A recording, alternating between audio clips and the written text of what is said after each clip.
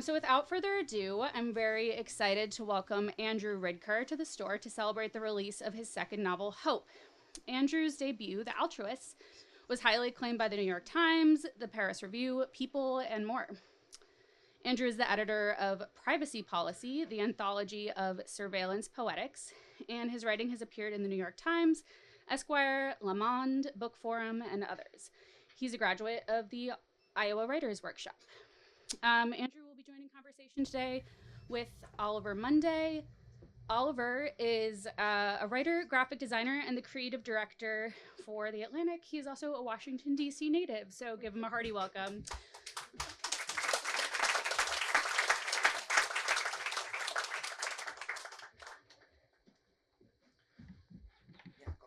All right. Yeah, thank you everyone for coming out today. This is such an amazing crowd. I'm going to read just a very, very, very short excerpt from the very beginning of the book in the interest of having more time to talk with Oliver and to talk with all of you. So yeah, I'll just kick it off. The book is divided up into a couple different sections. The first of these is called The Hunger Banquet. And in the next page or two, we'll meet the patriarch and matriarch of the central family in the novel. "Everyone will take a card," said Deborah Greenspan, cradling a wicker basket in her arms. "The cards are divided into 3 tiers of income. Your tier will determine where you sit, with whom, and, most importantly, how much food you'll eat tonight." She was small and stringy, all sinew and knob, standing with her shoulders squared and spine erect before a wall papered with William Morris pomegranates. "I should add that the cards come with names and nationalities. We'll spend the night in character, almost like a game. It's educational, of course, but let's not forget that it's also supposed to be fun." "Excuse me," Carla Cantor said. "I thought this was a potluck." Carla sat beside her husband Sidney on a silver damask sofa Deb had recently purchased to replace the love seat that for years had occupied its place. In addition to the Canners that evening, there were 3 other couples, the Seltzers, Saxes, and Steins, clustered like a class of school children, eagerly awaiting instructions from their teacher. Deb's mother-in-law, Marjorie, sat in one of 2 mahogany bergères, also new, her head bobbing as she slipped in and out of consciousness. "Not quite, Carla, but I appreciate the babka. No, the purpose of this evening is to replicate, in a controlled environment, the lottery of birth and its consequences." Carla blinked. "The lottery of birth. And its consequences. It's important that you pick your card at random, no peeking, to make sure that we emphasize the element of chance." "I'm sorry," said Carla. "I'm not sure I understand." Deb flashed a diplomatic smile. "Then I guess you'll just have to wait and see." The Greenspans lived in an eccentric Queen Anne at the northern end of Crown and Shield Road, where the quaint suburban quiet of Brookline, Massachusetts, gives way to the tremble and clamor of Commonwealth Avenue.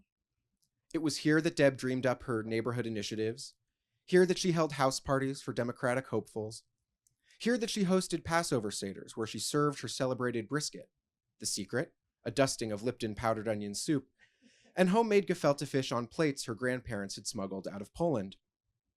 With its canary yellow siding, white window trim, and red pagoda roof above the door, the house, like its inhabitants, stood out among its gray, stucco neighbors. Unlike the other couples in her social circle, Deb hadn't moved to Brookline for the schools. She was born in this sylvan streetcar suburb and more than anyone embodied the spirit of civic engagement that made it such a special place to live.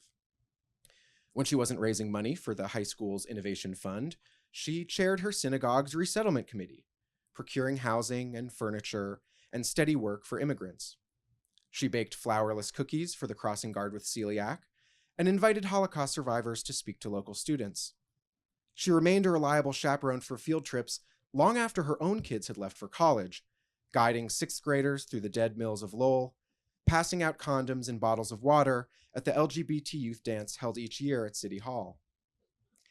Where Deb found the time to perform these good works while bringing up 2 apparently well-adjusted children was a mystery. She had raised them on salmon and positive discipline, Tea-berry Brazelton and after-school enrichment, prearranged playdates and Bill Nye the Science Guy, birthdays at the Boston Children's Museum and Plaster Fun Time. She had read them Maurice Sendak to fall asleep and played Caribbean folktales on cassette. She'd bought Legos and Connects and Mavis Beacon Teaches Typing, tickets to the MFA, and Puppet Showplace Theater. She'd signed them up for swimming lessons at the JCC and classes at the Russian math school in the afternoons. There were some, like Carla Cantor, who believed that Deb had invested too much time in her children, that there was something almost pathological about her level of involvement. But if Deb's critics disapproved of her methods, they couldn't argue with the results.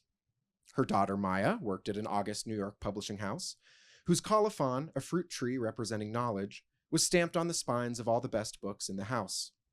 Her son Gideon was pre-med at Columbia, preparing to follow in the footsteps of her husband, Scott. "I love what you've done in here," said Gail Sachs, stroking the arm of the silver sofa. Gail, whose expansiveness was covered by a flowing floral caftan, owned a women's clothing boutique on Harvard Street and knew something about fabric and color. After dinner, Deb said, "I'll give you the grand tour." Her financial planner, Marty Seltzer, feigned offense. "Redecorating can be costly," he said. "I can't believe you didn't consult with me first." "She hardly consulted with me," Scott said. He sat in the second bergère and seemed to be resisting the urge to rest his feet on the beveled surface of the coffee table, at the center of which sat a hardcover copy of Frederick Law Olmsted, Designing the American Landscape.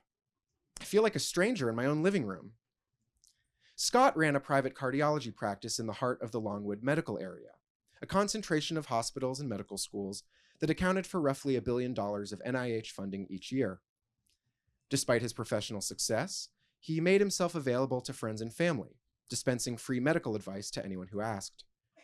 Standing 5'10" in his New Balance sneakers, Scott was, by far, the tallest of the Greenspans, with a forehead so vast it seemed to refer to the size of the brain tucked behind it.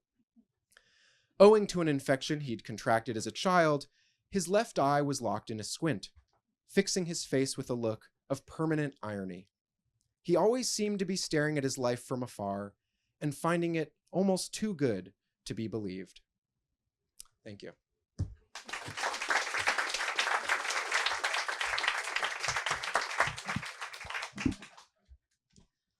Thank you, Andrew.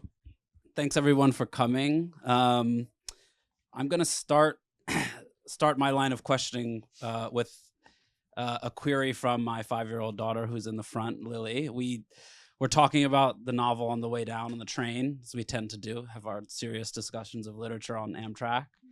And she wanted to know how old you were when you started writing fiction. Well, Lily, I think I was probably in college when I started writing fiction, but I had been writing poetry or trying to write poetry since I was not much older than you. I think for a lot of young writers, poetry offers a way in, basically, where before you've sort of mastered the idea of plots and subplots and character development and all that, poetry seems a more accessible way into writing. And I pursued that for actually far too long. And when I was in college, I took this incredible class with a poet named Mary Jo Bang. And the class basically consisted of my showing up to her office once a week, handing in a poem, her taking out her red pen, cutting every word that she deemed uninteresting, which was most of them, and then handing it back. And what I found was that there would always be this incredible poem underneath the poem that I had written. But I also learned in that class that I just don't think I'm cut out for poetry. And the prospect of slashing 80% of the work did not appeal to me. So I sort of pivoted to fiction in college, and that's when I started. Great. So Andrew and I go back a ways. We both worked at an August New York publishing house called Knopf, where Andrew was hard at work on his debut novel, The Altruist, which is fabulous and very much of a piece with the themes and preoccupations of hope. I mean, what was it like to work on a project from inside the machine of publishing?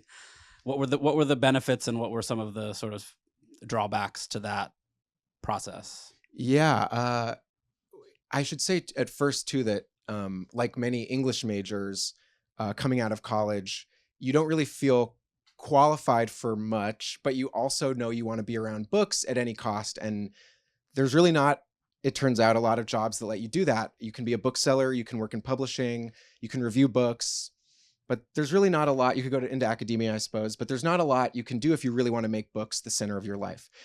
So I went the sort of publishing route. And yeah, as Oliver knows, we sat right next to each other in these matching cubicles and, wrote and talked and kind of bullshitted all day on company time. But it was really interesting writing from that office, because on the one hand, you're surrounded by people like Oliver, and we had other friends at the office, where you just get this built-in group of smart, passionate readers who maybe they're writing their own stuff, or they just love reading, and it almost felt like going to graduate school without going to graduate school. There was all these young, excited, idealistic people. The downside was the industry has a way of sort of wringing that idealism out of you if you stick around long enough.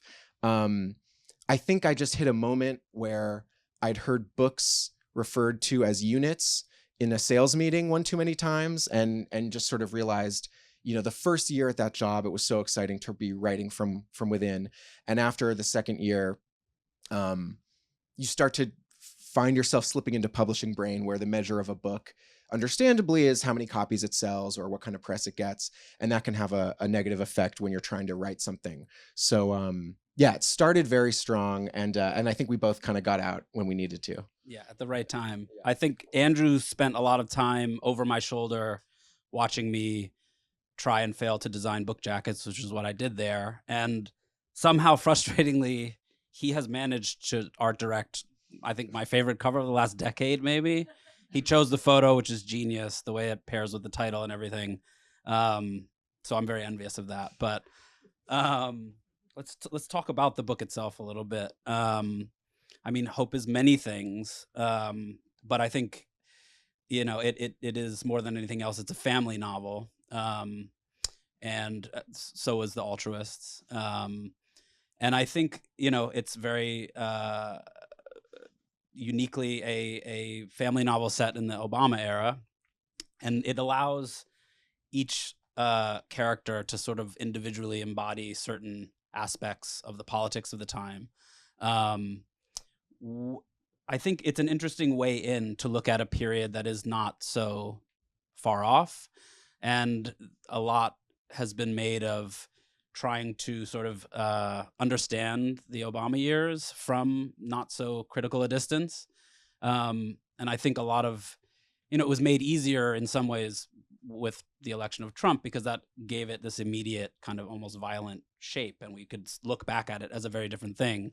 So what was, I think you were working with the family. Was it that the family allowed you to sort of like interrogate the politics, or did you want to write something that tried to capture in a kind of zeitgeisty way that moment, and family was the way to sort of do that?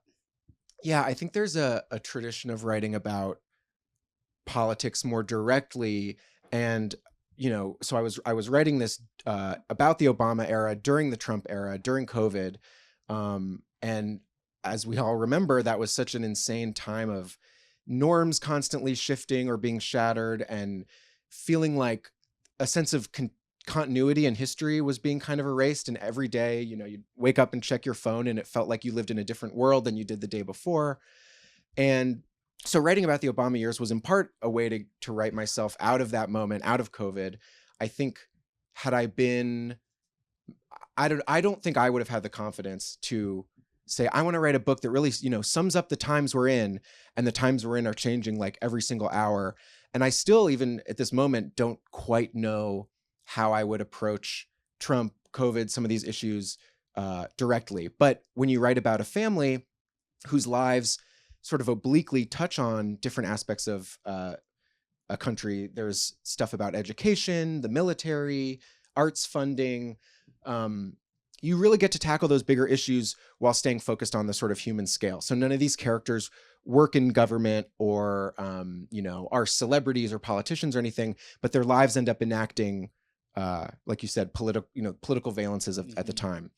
But yeah, and we've talked about this before, the two of us, but it was strange writing about the Obama era from quarantine effectively, because it really felt like a very far away time. It was only a handful of years off, but I was in my childhood home in Brookline, Massachusetts, where the book is set, and feeling like, okay, I'm back in this place where I grew up, but it doesn't feel like that same place anymore. And everyone's masked up and wearing gloves at that point. And it was it felt like I had to do almost research to remember what life was like, 5 years prior.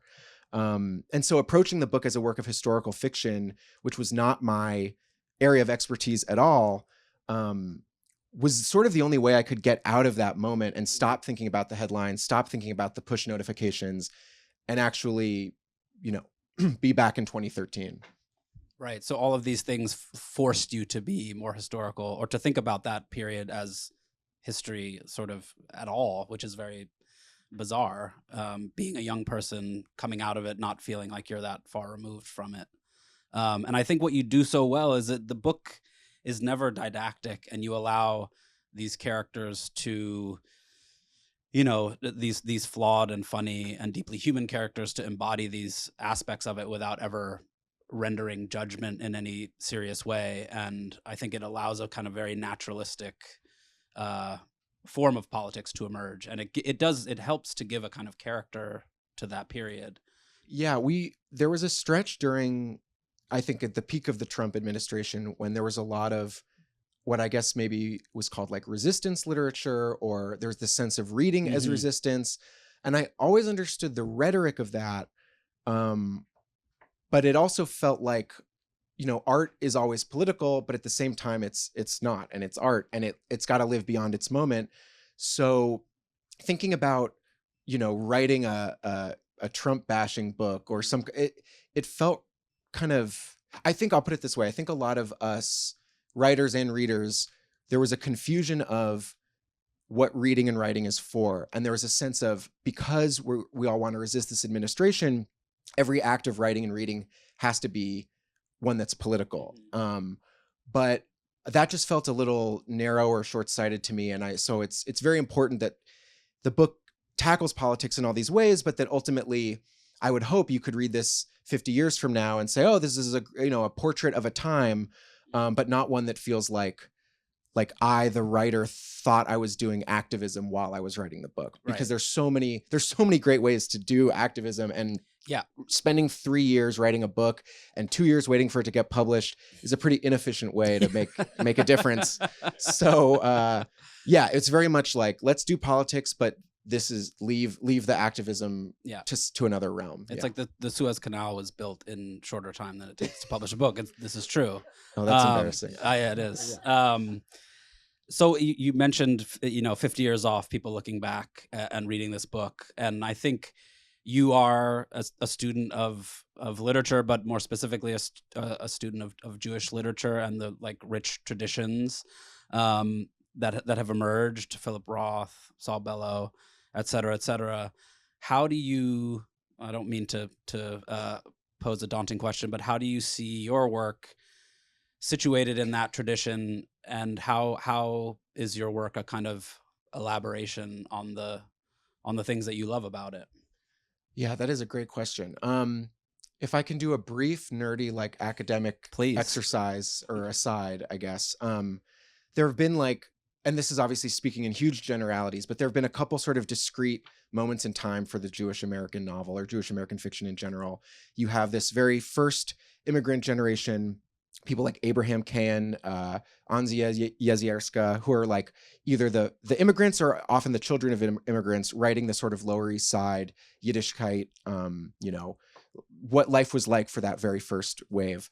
And then subsequently, you get that very famous, what's sort of referred to sometimes as the Golden Age, Roth, Bellow, Malamud, Ozick, Paley, also in Hollywood, Mel Brooks, Woody Allen, that big explosion of the sort of post-war Jewish culture.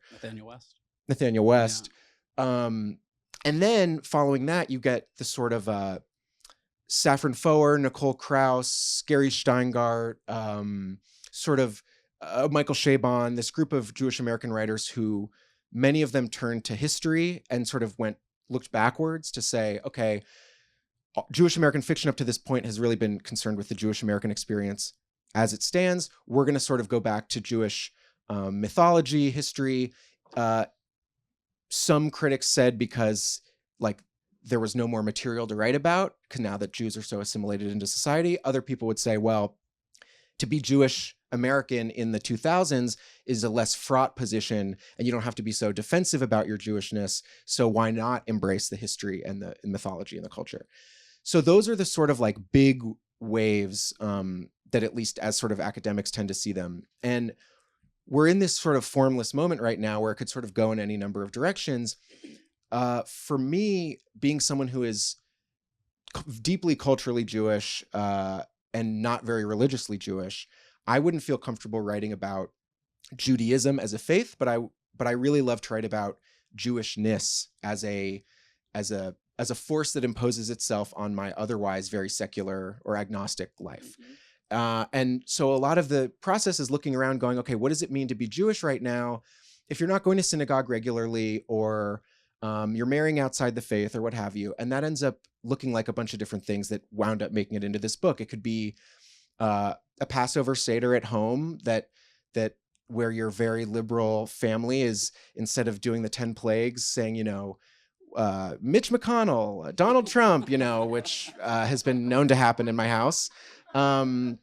Maybe it means going on a birthright trip, going on a propaganda tour of Israel with a bunch of other sexually charged teenagers. Maybe it means finding some way to take a sort of Jewish sense of tikkun olam or social justice and apply it in ways that may or may not comport with what Maimonides would have done or advised. So I think for me, at least, I can't speak to anyone else, but for me, this current moment is about looking around and saying, how does Jewishness emerge? Because it obviously emerges and exists now. And what are the ways that are unique to now, and that, Roth couldn't have written about birthright because it didn't exist. And I almost had this feeling of like, God, what he would have made of that would have been incredible. And no one else is doing it, so I might as well jump on. Well, I think that was the other night in New York at another of Andrew's book events. I don't think I realized until that moment that there hasn't been much made of birthright as a kind of formal, site for exploration in crazy fiction or whatever. It's such a rich. It's just the potential is crazy. I read the other day that I think the total number of people who have gone on birthright, it's like 700,000. And if you think about 700,000 young American Jews all going to Israel, all getting a very specific curriculum there, all having a very similar experience there. The birthright scenes I write in the book, I've had people come up and be like, that was exactly what my tour was, which is not a testament to me, but the fact that these are very sort of regulated and scheduled events. So many people do that. And that's a big, I don't know. It seems like it would say something about where we're at, and I don't totally know what that is, but at least dramatizing it is a step. Yeah. Well, it's, in a way, it's you are channeling that deep kind of love of Roth that you have to write that. And Andrew described kind of sweating, working on it, hoping that no one would beat him to the punch, and no one did. And it's an amazing scene and set piece in the book. So because of our relationship, I've gotten to see a bit behind the curtain, and Andrew spent a lot more time on this book and sort of worked through variations and tried different sort of POVs. And at one point, you were writing in the first person, which I think raises really interesting questions about fiction and what's possible. And I think, I want to hear from you. Do you think that there's something innate in the third person and having that kind of remove that allows for more kind of empathy to be brought into a text? Because I think, it's hard with first person. It feels very much it's very self-centered by nature. So, Yeah, I've always struggled with the first person, and like Oliver said, that there was 2 years when this book was in the first person, in a different form, and I I think I'm just really poorly suited to it, but I would genuinely get confused, like writing a character or a narrator that was very similar to me. You'd come to a sort of inflection point in the story and then have to think, okay, what would this character do in this situation? And is that any different from what I would do in this situation? And I could never get over that. Like I would always think, well, it would only be realistic. The litmus test would be, would I do this? But because I don't do anything, nothing ever happened. And it was like, there were all these vivid characters in the book, except the narrator, who was a total drip, because he was like just passively observing everything, because I didn't feel comfortable making him do something that I wouldn't do, because that would mean writing a character. But if he's a character, where's the line between me and him end? And I got completely in my own head about it. Yeah. And I have friends who are exceptionally talented at writing in the first person in this way that Roth did, speaking of, where it's the sense of, I'm very confident in who I am and what I want to say. And this book is going to be like It's voice. a voice Yeah. and a missile shot of Yeah. like, here's the way I see it and here's the way it is. Right.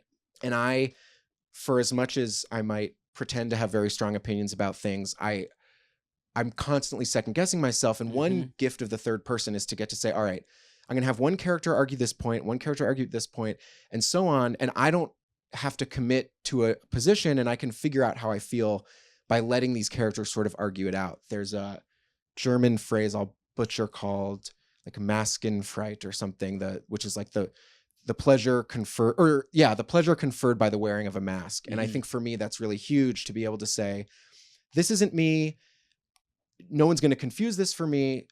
So let's let them say, these characters say what they need to say. Right. I don't want to say it's inherently more empathetic in a sort of back patty way, like third person over first or something. But I do think it allows for a lot of multiple truths to exist in the course of one narrative. And that feels what it's like to be in a family when everyone in the family remembers this same story differently or took something differently away from it.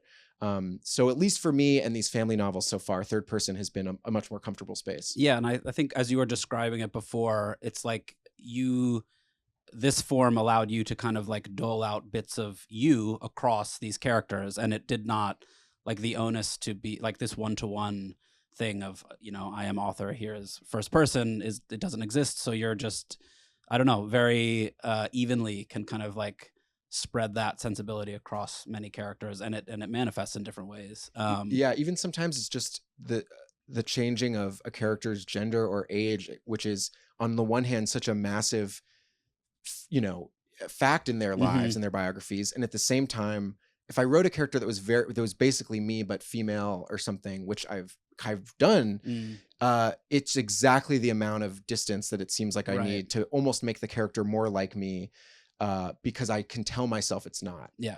Yeah. And Andrew was recently praised in the Times as very convincingly writing a middle-aged woman, which is kudos to you.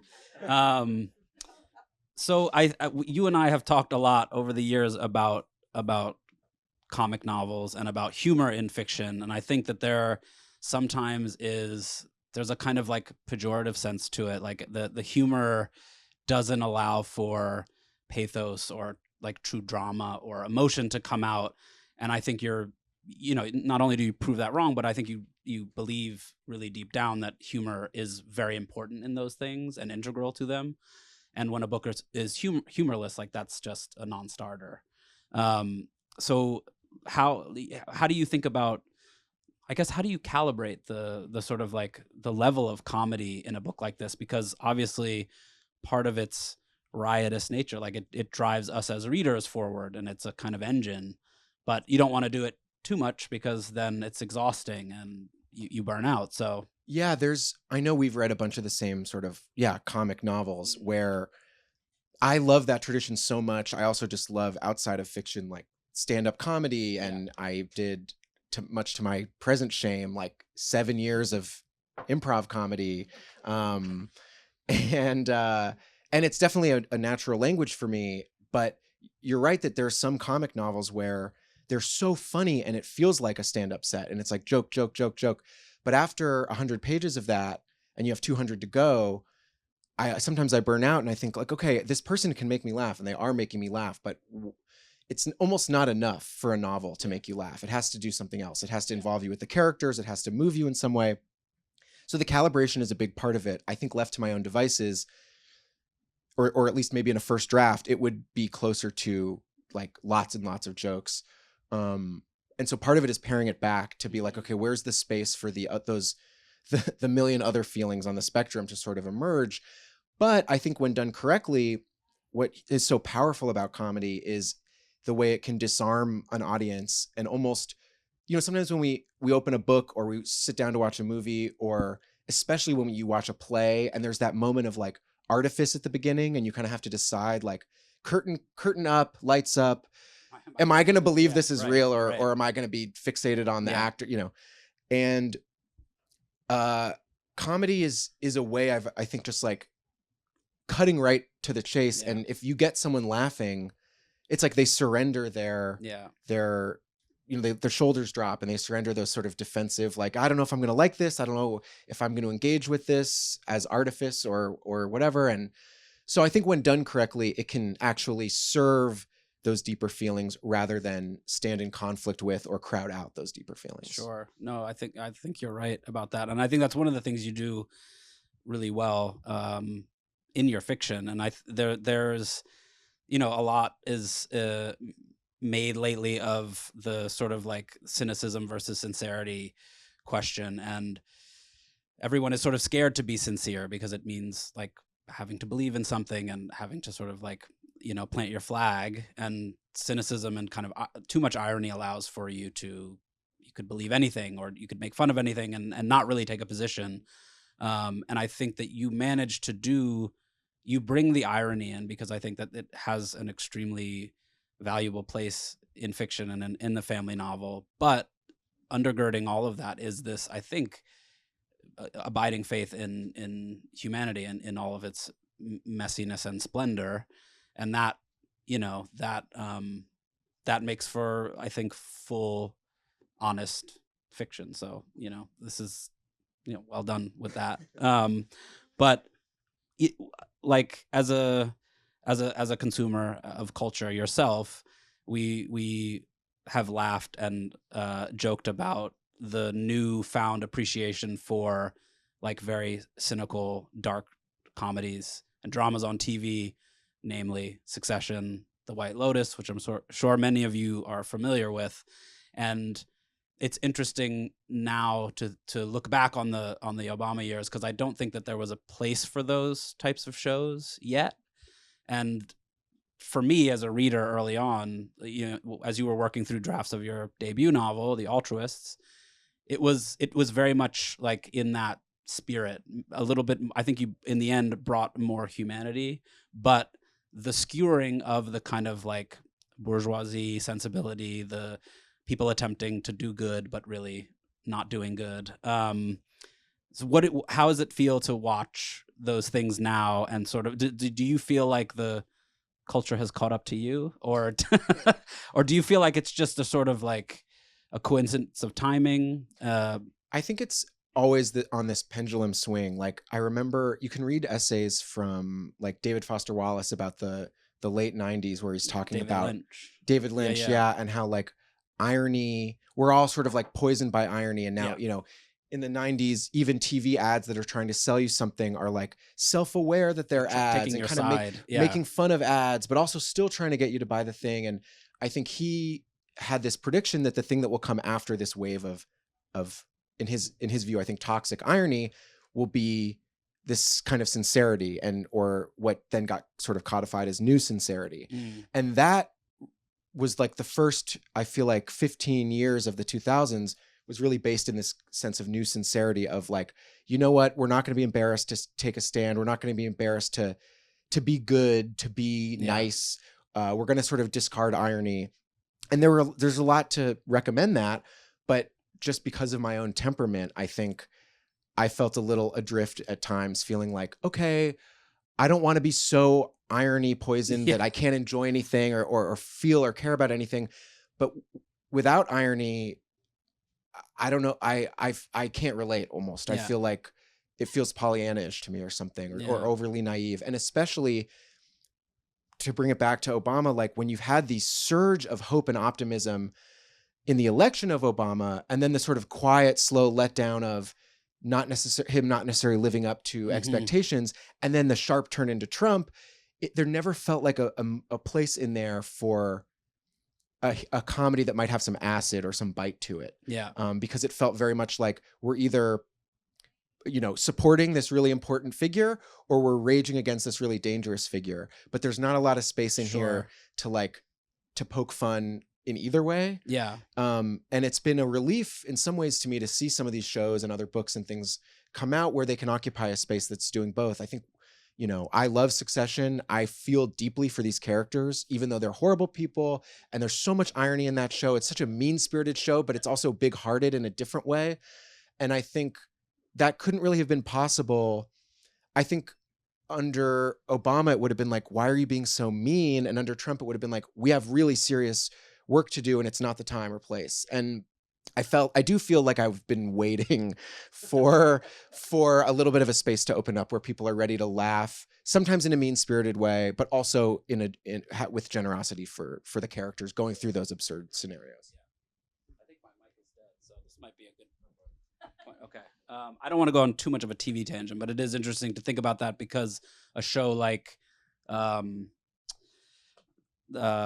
Lasso, which was sort of like universally lauded, I think that is a sort of example of new sincerity, and the way that the character that they had originally conceived for that show was mean-spirited, was kind of a brutish, like boorish American, and then Trump got elected and they were like, we can't do this.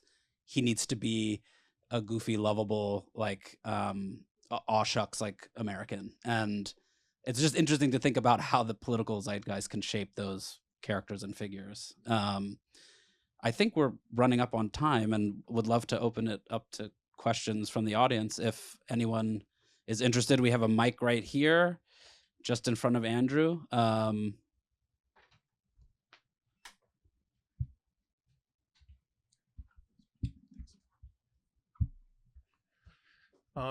Do you think that the public perception of the nature of anti-Semitism has changed? You have recent phenomena like E. Michael Jones and Brother Nathaniel. It's almost like the religion is laughing at its own foibles, and that in a way that didn't exist before. Yeah, that's a great question. To tie that in some ways to what we were just saying, in the same way that in this Ted Lasso example, there's a feeling of we want this guy to be flawed and messed up and make mistakes. And then as soon as Trump's in and we're nervous about the state of the country and the world, we need something happy and positive and a character that doesn't, or, earnestly makes silly mistakes instead of destructive ones. I think in a similar way, with the sort of resurgence of anti-Semitism in recent years, and obviously terrible synagogue shootings and these horrible events, there is a tendency to either really double down on a sort of insular, like, us versus them, attack before you're attacked kind of defensive posture, or in this similar way to this Ted Lasso thing, like, well, let's just portray Jews as upstanding good citizens as a way to sort of combat this anti-Semitism, because we don't want we don't want to encourage it. We want to almost show that the Jewish people are not deserving of these horrible things happening to them, and that just to me is just not what art and entertainment are for. And I remember reading early in Roth's career, he was attacked because he was starting his career not so far after the end of World War II and the Holocaust, and a lot of rabbis took issue with him because he was sort of airing the dirty laundry of the Jewish community in public and making Jews seem flawed, messy, self-destructive. And people had a big problem with that. And there's almost an irony in the fact that he's now the grand statesman of Jewish American literature, because for a long time that wasn't the case. And so I sort of feel similarly that in a way that I would have loved to see the version of Ted Lasso who's like messed up and drunk half the time and whatever, I think in a sense it's now more than ever to see flawed, complicated, three-dimensional Jewish characters is more humanizing than it would be to sort of almost treat a novel writing like a PR effort on behalf of the Jewish community. That to me wouldn't accomplish much and wouldn't be artistically fulfilling. I also have a hard time imagining that some dyed-in-the-wool anti-Semite would like read a book about a nice Jewish family that doesn't have problems and decide not to go on a shooting spree. So to me, it's about opening up the full scope of humanity of these characters. And if fiction can do anything, and I don't even know that it can, but if it can, it's to show that we have all these sides to us, positive and negative. Mm-hmm. And having worked for a major publisher, do you think there's still a future for the traditional publisher when you have all this near zero cost self-publishing along the lines of Amazon? Yeah, I think I'm definitely not as well versed in the business side of things, but I can say that I think self-publishing as well as e-readers turned out not to quite be the threat that, or the sort of apocalyptic threat that maybe we thought they were at first. Obviously, people still love bookstores and events like this and buying hard copies and everything. I think actually the greater challenge to the industry is, I was going to say AI is its own. Yeah, we can get into that separately. Yeah. I was going to say consolidation and the sort of monopolization of the industry. Some of you might know that recently the Justice Department blocked a merger between Simon & Schuster and Penguin Random House. Penguin Random House itself obviously was Penguin and Random House not long ago. So we worked for Knopf, which was owned by Random House, which was owned by Penguin Random House, which was owned by Bertelsmann, and so on up the chain. And I guess fortunately they blocked that group from then absorbing Simon & Schuster. But I think the thing that's dangerous, to me at least, is seeing that we could be in this future where there's basically, you have the opportunity to sell your book to one of two companies. That drives advances down for authors. This is a sense in which competition is really good for the market. So my concern at the moment, at least, has more to do with monopolization in publishing than self-publishing. Hi, I am 3/4 of the way through your novel, and it is the most engaging novel I have read in the past 5 years, I would say. So thank you so much for that. Yes. And I think that's for a lot of reasons, but one of them is definitely your lack of chapters. And I was curious to you talking about that a bit more, why you chose to just have kind of life be as it is and not contained as, scenes in chapters. So if you could speak to that. Sure. Yeah. I think there's with the previous book, with The Altruists, it's broken up into chapters, but they're non-chronological, and there's a real sense of like a deck of playing cards that's kind of been shuffled into a particular order. A lot of thought went into that order, but you read one chapter in the present, then the next chapter's in the past, then the next chapter's in a different part of the past, then you're back to the present. And that was fun, but I also had a sense of maybe that slowed the momentum down a little. I definitely heard some feedback about that. But I really like the idea that this novel would, first of all, be chronological, that it would kind of start here and end here. There would always be that built-in momentum of time, that it would be set up like a relay race where every character is holding the plot baton for 80 pages and then they sort of pass it. These are the sort of like limitations you need to put on yourself at the start of a project before it becomes just unwieldy. You kind of have to make up these rules. But once I knew it was going to be in those sections, it's weird. It is something that I think writers obsess about a lot, in the same way that, like, in a way that would surprise readers, like these little nitpicky things of like where to break the chapter, or is it going to break into chapters? And I think for me in this case, I'm trying to like make up a smart reason why I did this in reverse. But I think probably what it was is a little bit of an OCD thing of not wanting to have like this chapter's 1 page and then this chapter's 10 pages. But also, like you said, there was a sense of momentum and continuity where I imagined readers ideally reading sections at a time. And if I had done my job right and they were pulled in enough, that you might read a spell of 75, 80 pages in one character, and then maybe you take a break there. But it's funny because it's a little counterintuitive, because if you look at a lot of really commercial fiction and the sort of like Dan Brown model, the chapters, they're like 2 pages and they all end with this big cliffhanger. It's like, and then you open the box and you're like, and you have to read the next 2 pages. And there's a way in which these like snackable chapters make it very easy to read. So I'm very pleased to know that these harder to digest, really big meal kind of chapters were still digestible. Yeah, it's working. Good job. So I was interested to learn that you started in first person, but then you switched to third person, but you didn't switch to one third person. You switched to four. So I was interested in that dynamic, how you went from one person, one book, basically to what I almost like 4 books, but all looking at the same type of events. Yeah, I should say that the first person narrator of the previous iteration of this book was not a character that survived into this final version. There was a completely separate person who was almost an observer of, yeah, it was a kind of Nick Carraway thing. He was like the observer of the Greenspan family and their sort of chronicler or something. Kind of, yeah. Yeah. So discarding that narrator and then moving the Greenspans from the sort of subjects of the narrator's obsession to just directly sort of my authorial obsession, it eliminated a space between me and these characters. So I was able to get a lot closer to them.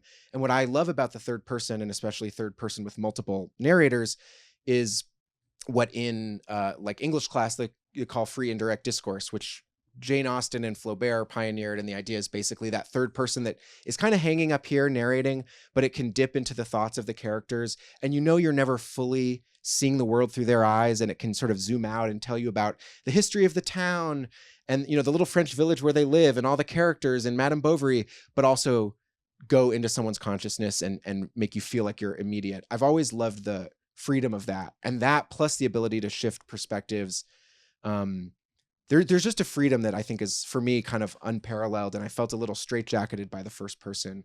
I should also say, on a more sort of mundane note, that writing a novel that takes years, you have to keep yourself engaged and entertained first and foremost. And that's not an easy thing to do. It's really a treat to me to hear that people are reading the book so fast. And I feel like that I did my job. But it's also crazy to be like 4 years and, 3 days or whatever. So in keeping myself entertained all that time, I think that's part of it too, is just saying, all right, I've been writing this person for a while. I don't know if I want to spend another 2 years with them. Like, let's see what happens if I shift the focus just for my own interest. And there's this, I think it's like a Robert Frost saying of like, no surprise for the writer, no surprise for the reader.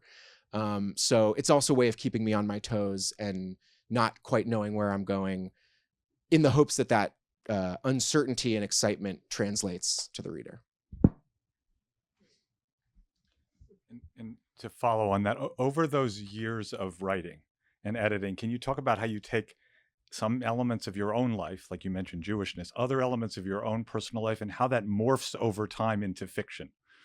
Yeah, it's actually kind of a reverse phenomenon for me, at least, where I tend to, as opposed to starting in a closer autobiographical memoirish space and fictionalizing, it ends up for me being like setting up a fictional framework, and then inevitably you start to have to fill in details and plot points and character quirks and reaching for those things that are close at hand. And that's the only way I can do it, at least. I think some people probably have that opposite approach. But for me, it's like, all right, it's going to be a family. It's going to be like this. And then you need the father to have a job. And it turns out my father has a job. And maybe that could be the father's job in the book. But it's always that backwards, I feel like I'm filling in a hole that I've dug myself or something. I've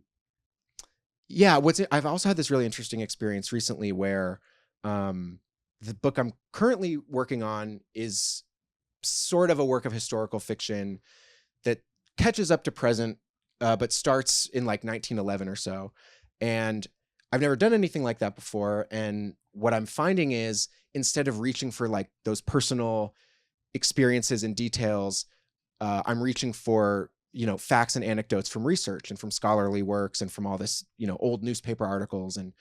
And what's been interesting is to see what stays and what changes. The book, I hope, has a similar voice and tone to these other two, but there's no recognizable stuff from my life because I wasn't around in 1911 and don't know anyone who was. So it's been interesting to see, but it's the same process of, okay, I got to give this character an outfit or a way of speaking or a gesture, and I'm more drawing those now from primary sources than the primary source of my own experience, basically.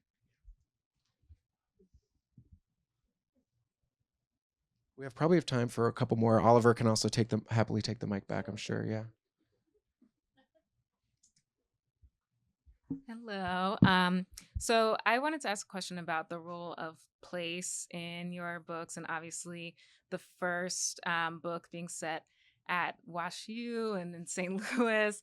It's very intentional, I think, to some of the tensions of that family, and I think them trying to do the right thing and maybe not necessarily doing so, and the way that that place shaped that book. And so I would be curious how you think about place as a character in that book and this book, and how that helps shape the things that your characters are going through as well. Yeah, that's a great question. I remember being in school, and you'd have English teachers or creative writing teachers talk about how important place was. And there's that trope people will say, like, in this movie, New York City is really the main character, or whatever.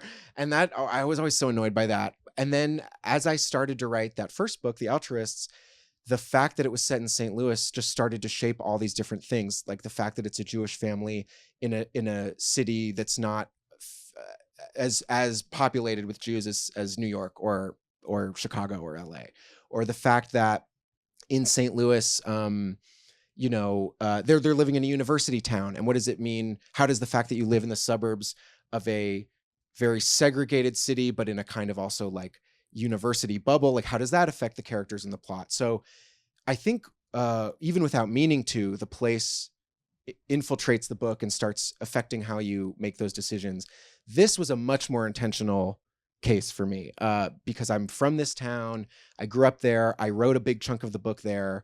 I didn't go into The Altruist thinking this will be like or the St. Louis book, but I went into this absolutely like, this is a Brookline, Massachusetts, or suburbs of Boston, Route 128 book. Like the philosophy, ideology, sociology, politics, the ethos of this place is going to inform it all. There would be times when I'd be like, okay, I think a character should say something funny here, but it has to be funny in a way that feels right to Brookline, in particular.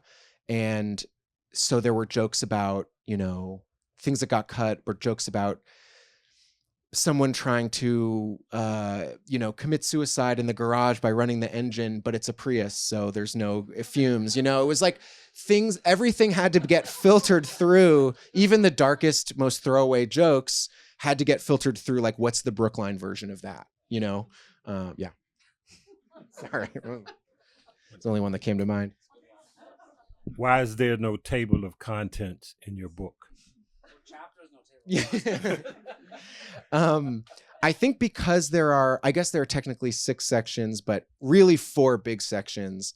It felt maybe less like there needed to be a map to the book, but also I've noticed interesting, like the 19th century novel has not only a table of contents, but the start of the chapter will be like the chapter title, and then, in which our hero, da da da da, or it'll be in little italics like, a marriage, a conflict, a trip to the barn, they're telling you everything to come.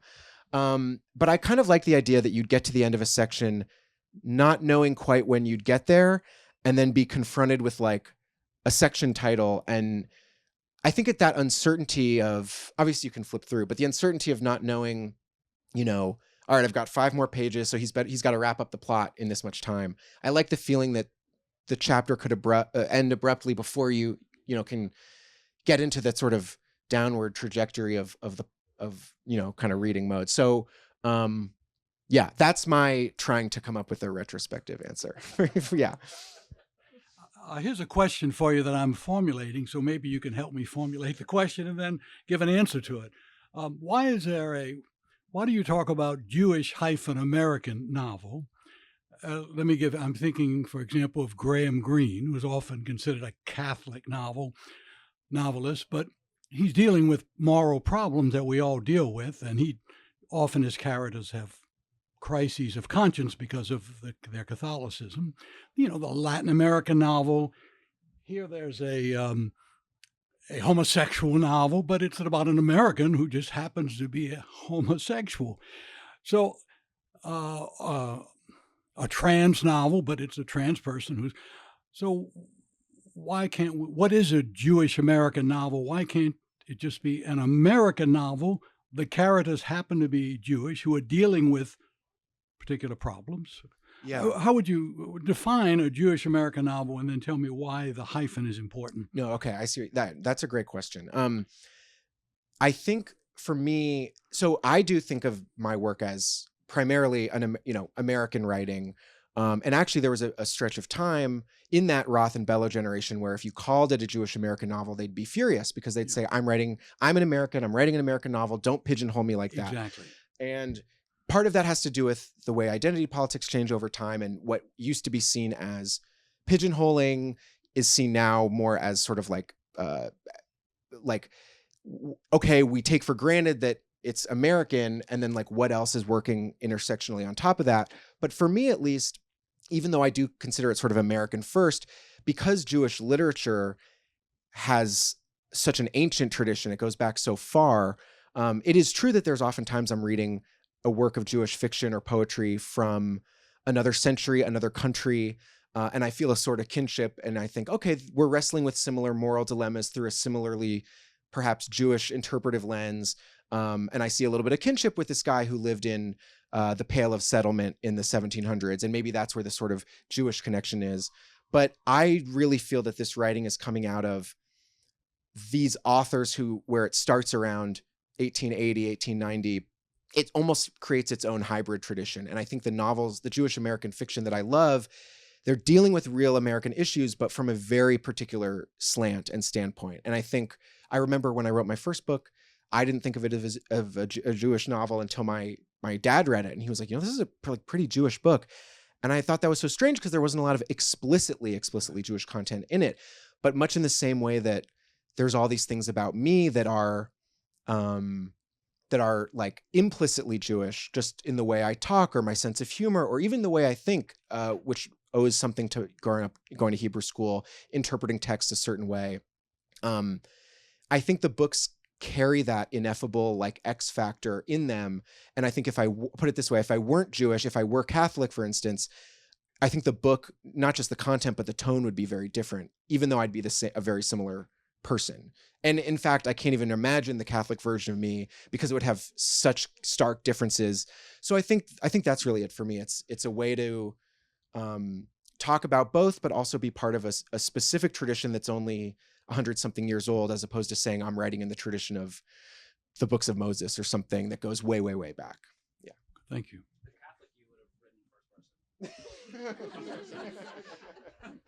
I think that about does it, but thank you all so much for being here. Thank you, Oliver.